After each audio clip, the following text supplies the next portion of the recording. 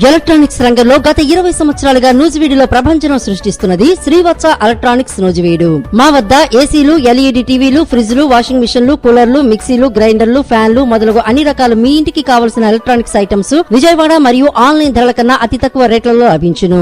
Airtel, DTH, Airtel, Jio, air fibre net authorised dealer. అన్ని కంపెనీల టీవీలకు, ఏసీలకు రిమోట్లు లభించును. సులభ వాయిదాల పద్ధతిలో ఈఎంఐ సౌకర్యం కలదు. విచ్చేయండి శ్రీవత్స ఎలక్ట్రానిక్స్, పొట్టి శ్రీరాములు బొమ్మ centre, main road, Nuzvid.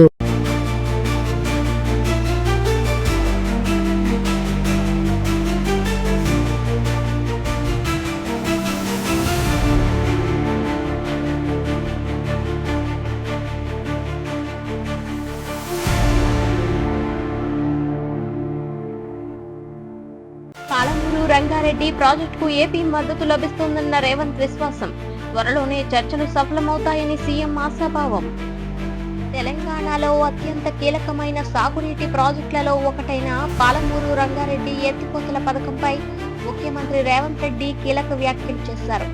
Andhra Pradesh ప్రభుత్వంతో జరుగుతున్న చర్చలు సానుకూలంగా ఉన్నాయని, త్వరలోనే మంచి ఫలితాలు వస్తాయని ఆయన విశ్వాసం వ్యక్తం చేశారు.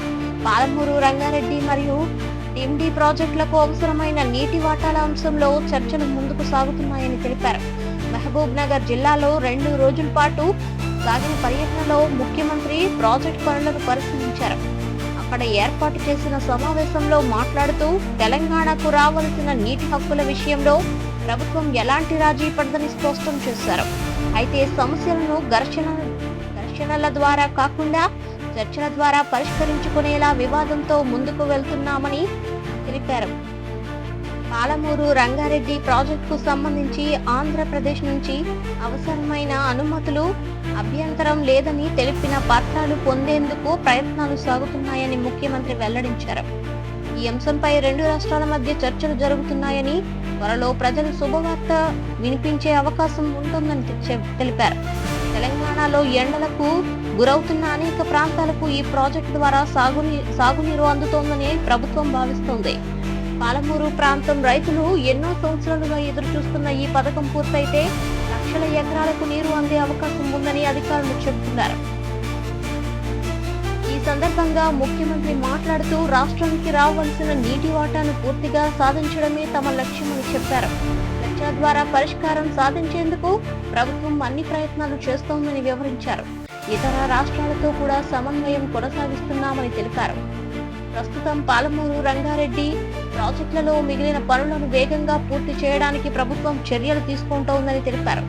భూసేకరణ ప్రక్రియను కూడా వేగవంతం చేయాలని అధికారులకు సూచనలు ఇచ్చినట్లు సమాచారం. ప్రాజెక్టు పూర్తయితే వ్యవసాయ రంగానికి కొత్త ఊపు వస్తోందని ప్రభుత్వం భావిస్తోంది. రైతుల సంక్షేమమే ప్రభుత్వ ప్రధాన లక్ష్యమని ముఖ్యమంత్రి పేర్కొన్నారు. నీటి సమస్యల కారణంగా సాగుకు ఇబ్బందులు ఎదుర్కొంటున్న ప్రాంతాల్లో శాశ్వత పరిష్కారం రావడమే ఉద్దేశమని చెప్పారు. ఈ ప్రాజెక్టు ద్వారా తాగునీటి అవసరాలు కూడా కొంతమేర తీరవచ్చని అధికారులు అభిప్రాయపడుతున్నారు. పాలమూరు ప్రాంత ప్రజల్లో ఎన్నో ఏళ్లుగా సాగునీటి కోసం ఎదురు చూస్తున్నారు. వర్షాధార వ్యవసాయం ఎక్కువగా ఉండడం వల్ల రైతులు అనేక సమస్యలు ఎదుర్కొంటున్నారు. ఈ నేపథ్యంలో ప్రాజెక్టు పూర్తయితే వ్యవసాయ ఉత్పత్తి పెరిగే అవకాశం ఉంటుందని నిపుణులు చెబుతున్నారు. ముఖ్యమంత్రి మాట్లాడుతూ ప్రాజెక్టు పూర్తి కావడానికి ప్రజల సహకారం కూడా అవసరమని అన్నారు. భూసేకరణ విషయంలో రైతులు, స్థానిక ప్రజలు సహకరించాలని కోరారు. అందరి సహకారంతో పనులు త్వరగా పూర్తి చేయగలమని చెప్పారు. అదేవిధంగా కృష్ణా, గోదావరి నదుల నీటి వినియోగంపై కూడా రాష్ట్ర ప్రభుత్వం ప్రత్యేక దృష్టి పెట్టినట్లు తెలిపారు. తెలంగాణకు కేటాయించిన నీటి పూర్తిగా వినియోగించుకునేలా ప్రణాళికలు రూపొందిస్తున్నామని చెప్పారు. ఇక ఆంధ్రప్రదేశ్తో కొనసాగిస్తున్న చర్చలపై రాష్ట్ర ప్రభుత్వం సానుకూలంగా ఉందని అధికార వర్గాలు పేర్కొంటున్నాయి. 2 రాష్ట్రాల మధ్య పరస్పర అవగాహన పెరిగితే అనేక జల వివాదాలకు పరిష్కారం లభించే అవకాశం ఉందని భావిస్తున్నారు. పాలమూరు రంగారెడ్డి ప్రాజెక్టు పూర్తయితే మహబూబ్ నగర్, రంగారెడ్డి, వికారాబాద్, నారాయణపేట్ తదితరి ప్రాంతాలకు ప్రయోజనం కలుగుతుందని అధికారులు చెబుతున్నారు. వ్యవసాయంతో పాటు గ్రామీణ ఆర్థిక వ్యవస్థ కూడా బలోపేతమవుతుందని అంచనా వేస్తున్నారు. ముఖ్యమంత్రి పర్యటన సందర్భంగా సాగునీటి శాఖ అధికారులు ప్రాజెక్టు పురోగతిపై వివరాలు అందించారు. మిగిలిన పనులను నిర్దిష్ట కాల వ్యవధిలో పూర్తి చేయడానికి ప్రత్యేక కార్యాచరణ సిద్ధం చేసినట్లు తెలిపారు. రాష్ట్ర ప్రభుత్వం రైతుల ప్రయోజనాలను దృష్టిలో ఉంచుకొని అన్ని చర్యలు తీసుకుంటోందని ముఖ్యమంత్రి పునరుద్ఘాటించారు. నీటి సమస్యల పరిష్కారానికి అవసరమైన ప్రతి నిర్ణయం తీసుకుంటామని తెలిపారు. ప్రాజెక్టు పనులు పూర్తయిన తరువాత కొత్త సాగు అవకాశాలు ఏర్పడతాయని, రైతుల ఆదాయం పెరిగే అవకాశం ఉందని వ్యవసాయ రంగ నిపుణులు అభిప్రాయపడుతున్నారు. గ్రామీణ ప్రాంతాల్లో ఉపాధి అవకాశాలు కూడా పెరిగే అవకాశం ఉందని చెబుతున్నారు. ఈ సందర్భంగా పలువురు రైతులు కూడా తమ అభిప్రాయాలను వ్యక్తం చేశారు. ప్రాజెక్టు తరువాత పూర్తవ్వాలని, సాగునీటి సమస్యలకు శాశ్వత పరిష్కారం రావాలని కోరారు. ప్రభుత్వం తీసుకున్న చర్యలపై ఆశాభావం వ్యక్తం చేశారు.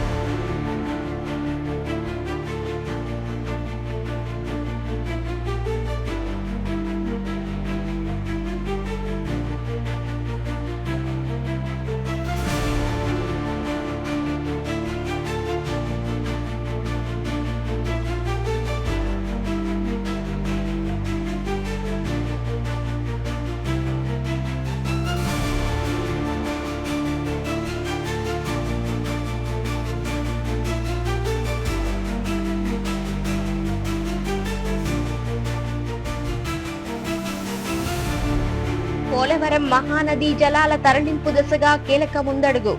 147 టీఎంసీల నీటిని గోదావరికి మళ్లించే అనుసంధాన ప్రతిపాదనకు కేంద్ర జల అభివృద్ధి సంస్థ ఆమోదం. జలవనరుల రంగంలో అత్యంత ప్రాధాన్యత కలిగిన ఒక కీలక పరిణామం చోటు చేసుకుంది.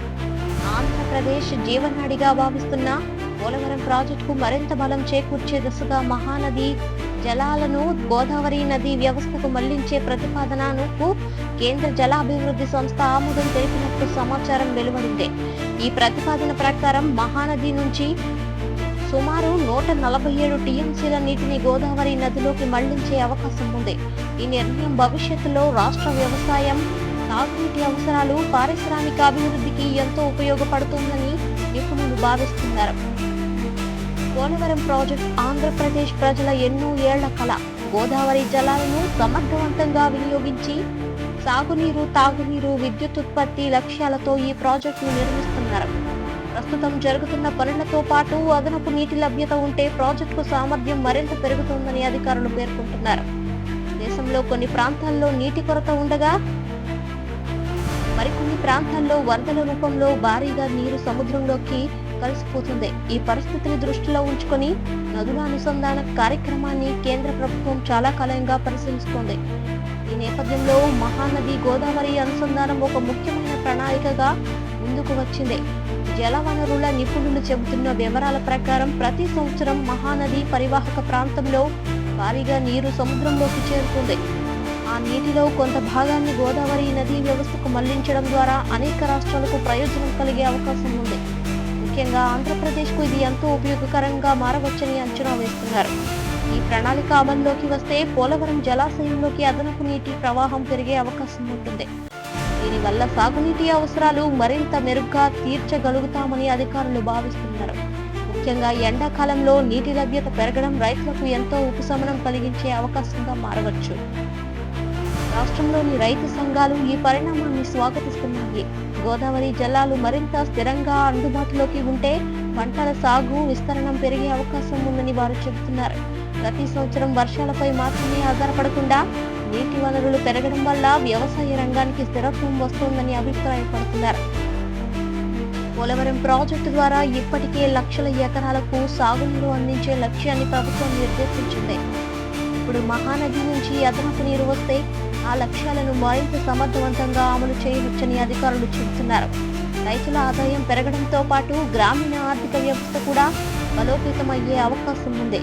జలవనరుల శాఖ అధికారులు మాట్లాడుతూ నదుల అనుసంధానం అనేది కేవలం ఒక రాష్ట్రానికి మాత్రమే కాకుండా దేశవ్యాప్తంగా నీటి సమస్యలకు ఉపయోగపడే కార్యక్రమమని పేర్కొంటున్నారు.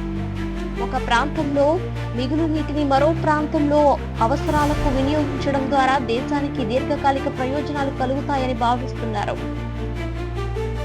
రాష్ట్ర ప్రభుత్వం ఈ ప్రాజెక్టుపై ప్రత్యేక దృష్టి సారించింది.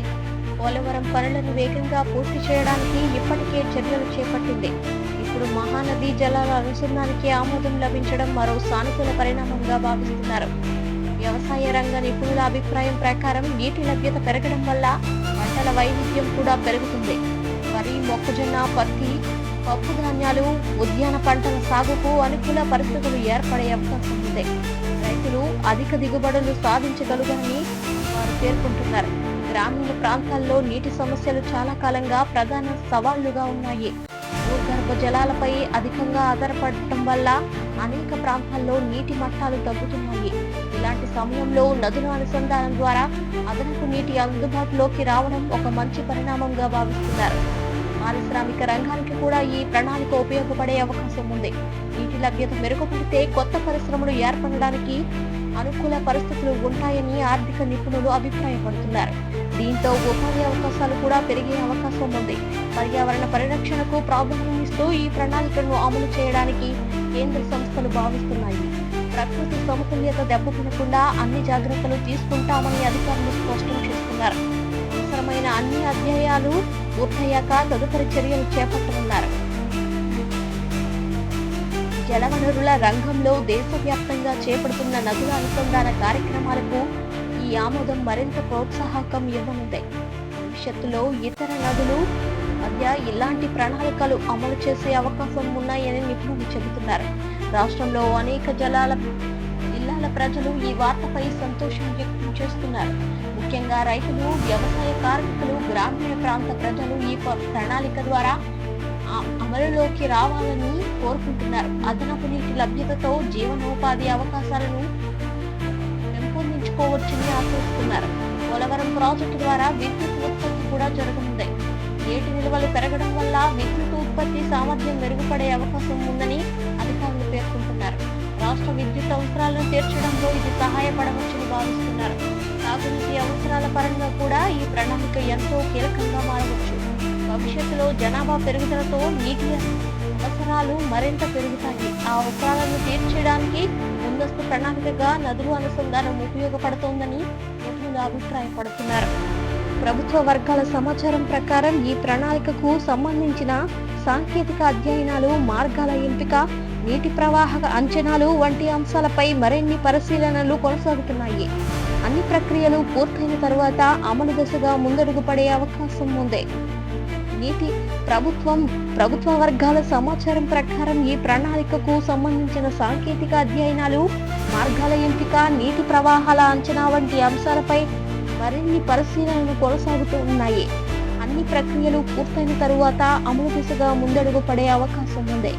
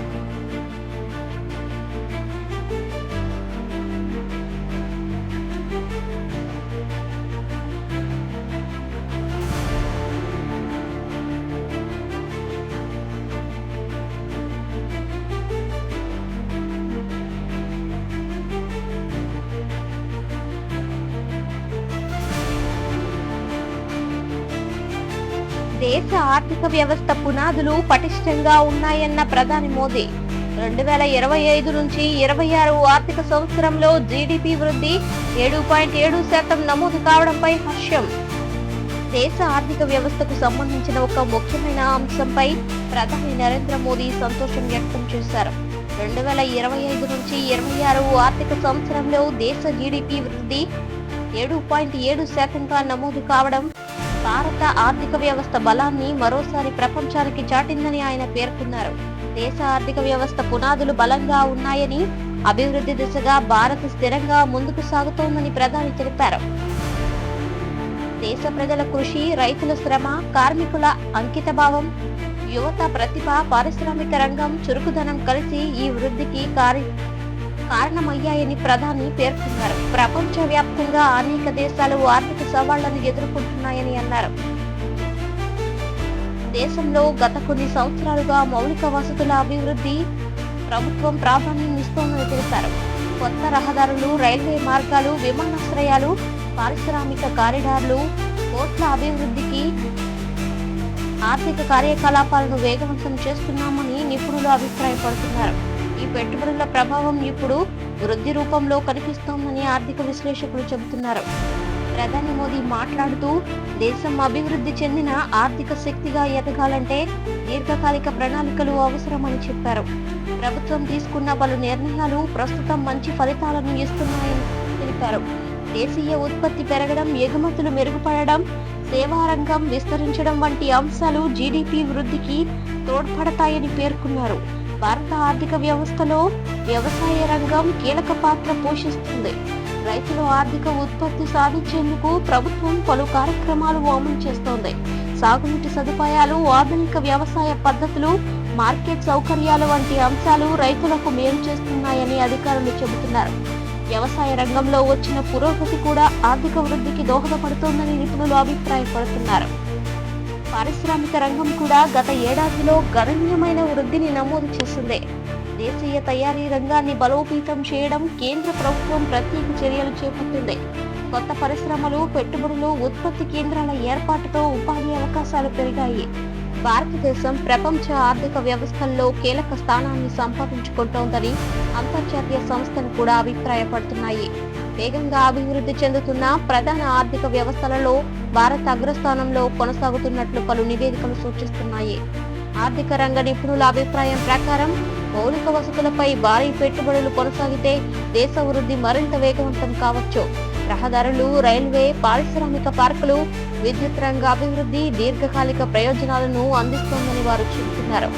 ఉపాధి అవకాశాలు పెరుగుదల కూడా దేశ అభివృద్ధిలో కీలక అంశంగా మారింది. కొత్త పరిశ్రమలు, సేవా రంగ విస్తరణ, స్టార్టప్ సంస్థల అభివృద్ధి వల్ల యువతకు కొత్త అవకాశాలు లభిస్తున్నాయి. ఇది దేశ ఆర్థిక వ్యవస్థకు మరింత బలం చేకూరుస్తుందని చెబుతున్నారు. గ్రామీణ ఆర్థిక వ్యవస్థలో కూడా చురుకుదనం పెరుగుతుంది. వ్యవసాయం, పాడి పరిశ్రమల, చేపల పెంపకం, గ్రామీణ చిన్న పరిశ్రమల అభివృద్ధి చెందుతున్నాయి. దీనివల్ల గ్రామీణ ప్రాంతాల్లో ఆదాయ వనరులు విస్తరిస్తున్నాయని అధికారులు చెబుతున్నారు. మహిళా ఆర్థిక భాగస్వామ్యం పెరగడం కూడా దేశ వృద్ధికి సహకరిస్తోంది. స్వయం సహాయక సంఘాలు, చిన్న వ్యాపారులు, నైపుణ్య శిక్షణ కార్యక్రమాల ద్వారా మహిళలు ఆర్థిక రంగంలో ముందుకు వస్తున్నారు. ఇది కుటుంబాల జీవన ప్రమాణాలను మెరుగుపరుస్తోందని నిపుణులు పేర్కొంటున్నారు. పర్యాటక రంగం కూడా దేశ ఆదాయానికి ముఖ్య వనరుగా మారుతోంది. దేశీయ మరియు విదేశీయ పర్యాటకుల సంఖ్య పెరగడం వల్ల అనేక ప్రాంతాల్లో ఆర్థిక కార్యకలాపాలు విస్తరిస్తున్నాయి. దీనివల్ల ఉపాధి అవకాశాలు కూడా పెరుగుతున్నాయి. భారతదేశ భవిష్యత్తుపై విశ్వాసం వ్యక్తం చేసిన ప్రధాని మోదీ రాబోయే సంవత్సరాల్లో దేశం మరింత వేగంగా అభివృద్ధి చెందుతోందని ఆశాభావం వ్యక్తం చేశారు. ప్రజల సహకారం, కృషి, ప్రభుత్వ విధానాలు కలిసి దేశాన్ని కొత్త శిఖరాలకు తీసుకువెళ్తాయని చెప్పారు. దేశ ఆర్థిక వ్యవస్థ పునాదులు పటిష్టంగా ఉన్నాయని, అభివృద్ధి ప్రయాణం నిరంతరం కొనసాగుతోందని ప్రధాని పేర్కొన్నారు. 2025-26 ఆర్థిక సంవత్సరంలో 7.7% జీడీపీ వృద్ధి నమోదు కావడం దేశ సామర్థ్యాన్ని నిదర్శనమని అన్నారు. ఈ విజయానికి దేశ ప్రజలందరికీ అభినందనలను తెలిపారు.